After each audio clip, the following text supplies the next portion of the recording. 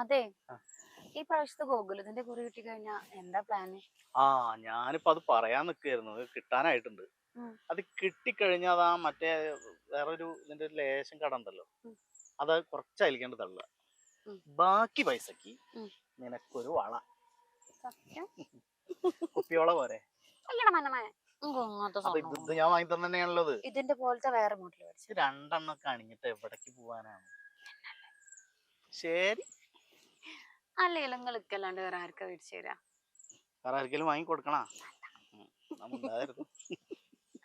Q നിക്കണ്ടിട്ടാ ആൾക്കാര്. ഓ പിന്നെ പിന്നെ അതെ, ഒരു കാര്യം ഞാൻ പറയാൻ വിട്ടുപോയി. ഉം. ഇപ്പൊ 3-4 ദിവസമായി നൈറ്റ് ഒരു 10-10:30 ഏകദേശം നിങ്ങൾ വിളിച്ചു കഴിഞ്ഞ് കുറച്ചു നേരം കഴിഞ്ഞിട്ട് ഉം. ഒരാളിനെ റിപ്പീറ്റ് ആയിട്ട് വിളിച്ചുകൊണ്ടിരിക്കുക. റോങ് നമ്പർ ആണെന്ന് പറഞ്ഞാല് കേൾക്കൂല. അയാൾ ഇങ്ങനെ പിന്നെയും പിന്നെയും വിളിച്ചും വിളിച്ചും സംസാരിച്ചുകൊണ്ടേയിരിക്കും.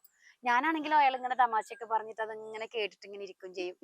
1:30 മണി വരെ. 1:30 മണി വരെ? ആ എടി മറുതെ, നിന്നോട് ഞാൻ പറഞ്ഞിട്ടില്ലേ ഇങ്ങനെ ആൾക്കാർ വിളിച്ച് അങ്ങനെ സംസാരിച്ചോണ്ടിരിക്കണ്ടാന്ന്?